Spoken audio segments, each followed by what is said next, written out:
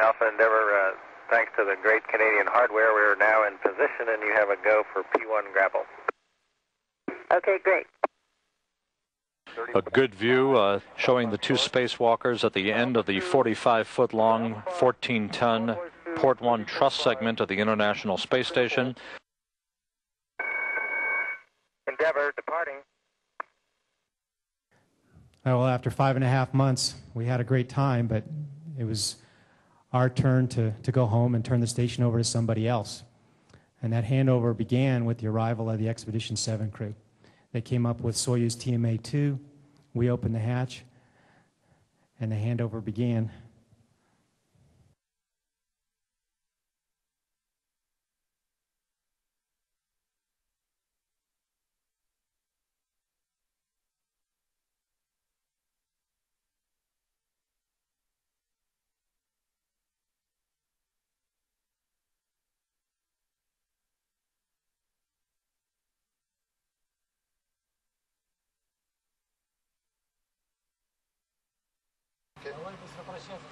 This is now the first video I took of the crew leaving. I think Ed thought he was going back to Hawaii. So he took his shirt with him. It's a strange moment to close the hatch. At this point, Sasha and I now were alone for the next 6 months together, and we both looked at each other. And he said to me, "Is it scary for you?" And I went, "Is it scary for you?"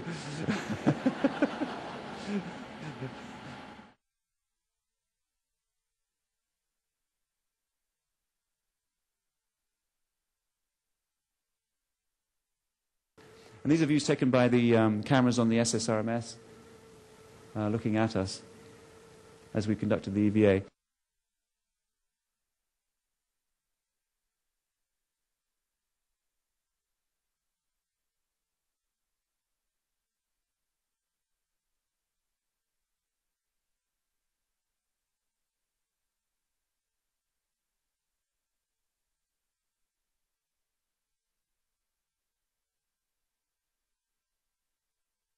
Бортовой. Он на тех организаторах, которые пришли, да, на корабле. Там прикреплен. Да, да.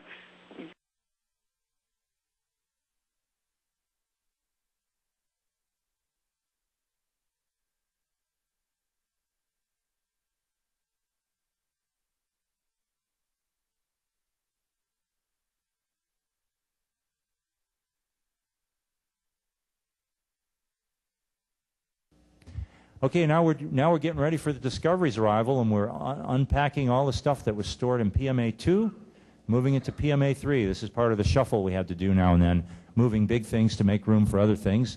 And here's the famous rendezvous pitch maneuver, sped up 5 times. We're taking pictures of this.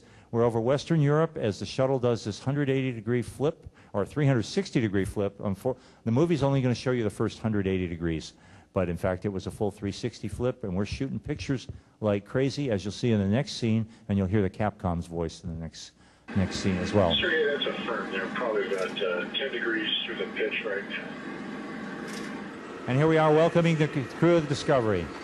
There's Steve Robinson, Eileen, and Suichi.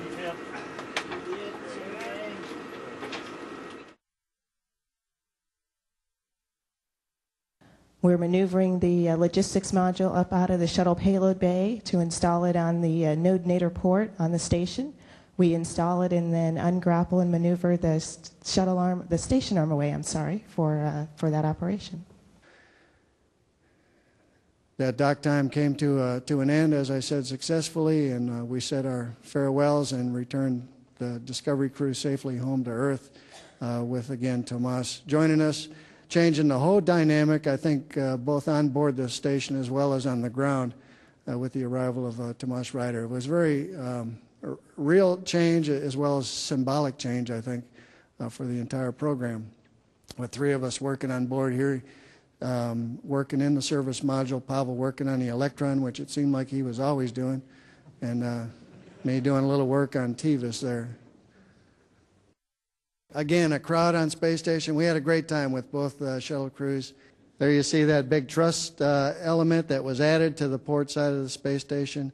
It included another set of solar arrays adding the ability to produce power to support future assembly, eventually bringing up the International Partner Laboratory modules, and getting to a bigger crew size and getting the space station up to its full potential as a research platform. Also making the space station, I'm sure, much more visible from the ground with the deployment of these fascinating arrays.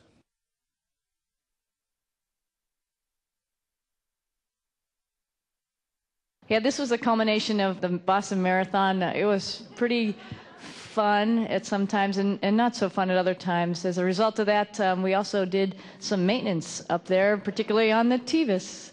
And this is we did maintenance during Expedition 14 and then later on Expedition 15. This is moving an entire rack, which I don't know how much it weighs, but several hundred pounds, and you could probably see there were a lot of signatures on the back of the folks who put that rack together. This footage here was from 116, STS-116 Space Shuttle Discovery, which came up, and during that time frame we retracted a solar array. It gave us a little bit of problem. We created a little bit of a shaking necessity to try to get that guy in, but we finally got it in, and that paved the way for 117, STS-117 to work pretty well.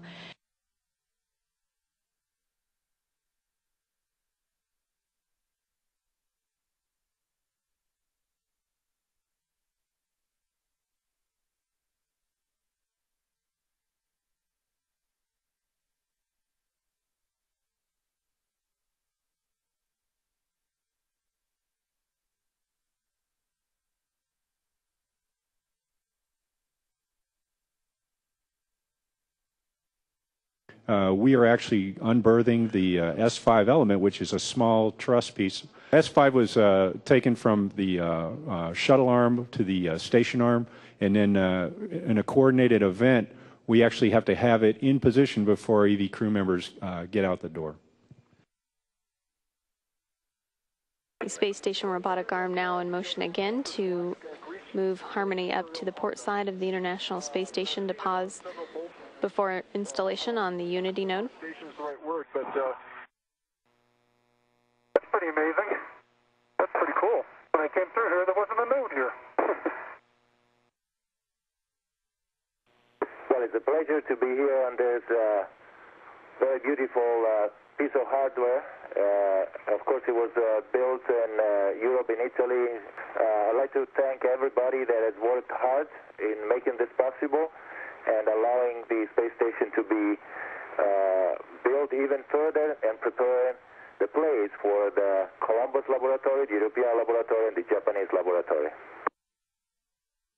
Peggy and I flew the arm to mate the PMA over to the Node 2 in its temporary location, and then a couple days later, we got to move that whole Node 2 PMA 2 back over onto the lab, and again, the robotics worked fantastic. The training and the support was terrific, as was the CBM training and mechanism. So everything works smoothly, and again, the view is just outstanding on the monitors. It's hard to concentrate on flying with such beautiful views on the monitors.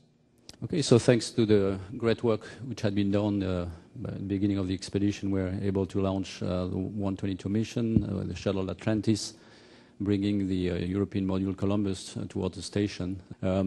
Everything went well for the during that mission, 122 mission, and we see here the first ingress of the European module Columbus and the outfitting of the module, which looks still very clean.